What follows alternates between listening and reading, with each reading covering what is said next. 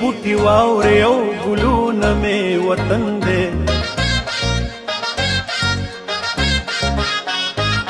دا ونې بوټي واورې او ګلونه مې وطن دی دا ونې بوټي واورې او ګلونه مې وطن دی دا غرونه مې هډوکي دي دا خاوره مې بدن دی دا خاوره مې بدن دی دا خاوره مې بسم الله الرحمن الرحیم. ګرانو قدرمندو کتونکو السلام علیکم ورحمت الله وبرکاتو. د بنجوټ نیوز سره زه یم ستاسو ورور ذریعب خان. همدا مهال موجود یم کس زرې سرې شاه چې ورته ویلی کېږي، چونکې ډېر ښکلی ځیږی دی او لږې لږې مسلې په دې ځیږي کې پاتې دي. روډ هم کافي حد ته را رسېدلی دی او ښکلې ډبونه دي. زما نه شاید تاسو کتی شئ دا ښکلې ډنډه ده او ګیر چاپېره کم غرونه چې دي هغه ته ښکاري. نو دغه شان خبرې اترې به کوو دلته چې کوم خلک راغلی دی او زموږ ناظم صاحب هم راغلی دی ایاز خان. د هغه سره به هم په دې باره کې خبرې اترې کوو د دې سرې شاه ډب په حوالې. نو راځئ پروګرام مخ په وړاندې وړو، زموږ سره اوسئ.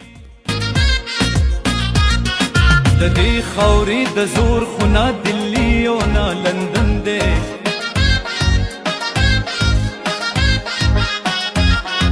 د دې خاورې د زور خو نه دلي او نه لندن دی دا قدرمندو کتونکو دا وخت را سره موجود دی د بنجوټ ناظم صاحب. د هغه سره به هم خبرې اترې کوو د دې حوالې سره. السلام علیکم. وعلیکم السلام. د سرې شاه ډب په حوالې سره تاسو څه ویل غواړئ جي؟ مونږ خو جي دا وایو چې دا ډېر ښکلی ځای دی، ډېر زبردست. او دا یوازې نه بلکې زه چې د کومې علاقې سره تعلق ساتم سردارۍ او یوسي اکا معروف بامیخیل، په دې کې نور هم داسې ځایونه شته چې هغه د لیدلو او د دغه وړ دي لکه لیده غواړي او ډېر ښایسته ښایسته ځایونه دي.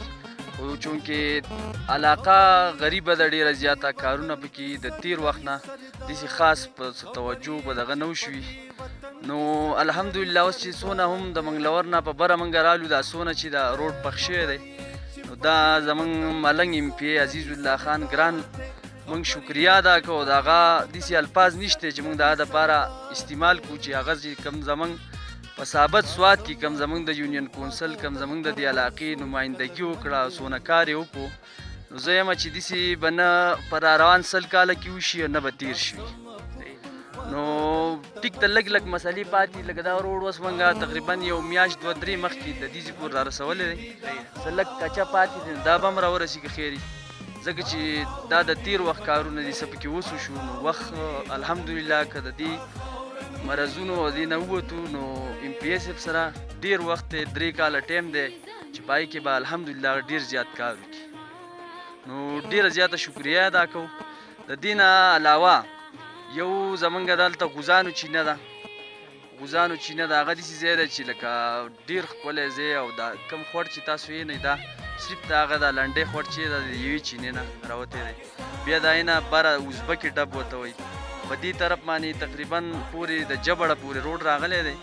د هغې خو اوس موږ الحمدلله منظوري ایم پی ایس اف ورکړې ده د لیونو پورې، که خیر چې هغه وشي نو بیا به موږ سره څه 2-2.5 کیلومیټره کې لکه د بونیر بارډر دی او داسې 4-5 کیلومیټره کې اخوا مخوزو شنګلې بارډر دی. نو انشاءالله چې په دې کال کې به د هغې هم څه بندوبست راوځي. نور هم داسې څه خبرې پرې روانې دي چې یاره دا روډ هم پوخ شي هغه هم پوخ شي. او بل د دې ځای غټه مسله د اوبو ده.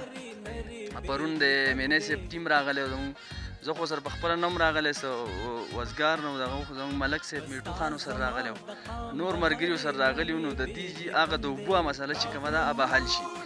او بره اوبو راتله ځکه لږې مشکلې دي چې په دې ځای باندې چوت داسې بل ځای چینه نشته چې دلته راولو، کوهی به کې دلته نه کنلی کېږي، نو لږې لاندې به راځي. خو بهرحال دې ځای ته به داسې فایده راورسي.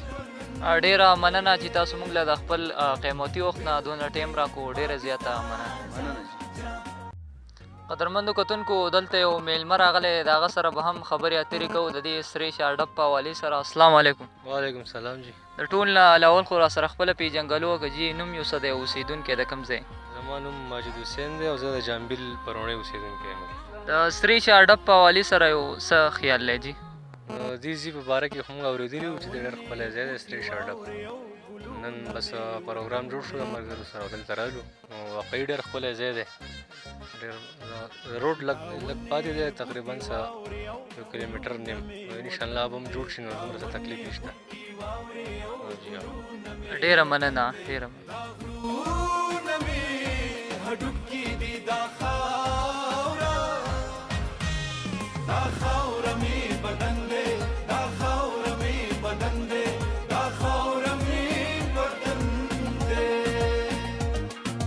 دل دل پاکستان جا جا پاکستان دل دل پاکستان جا جا پاکستان دل دل پاکستان جا جا پاکستان دل دل پاکستان جا جا پاکستان سو کې سدنوم دې سبت سبد زوري او تسو کې سدنوم دې سبت سبد زوري تسو کې سدنوم دې سبت سبد زوري او تسو کې سدنوم دې سبت سبد زوري د دې خاورې د زور خونه دلی او نه لندن دی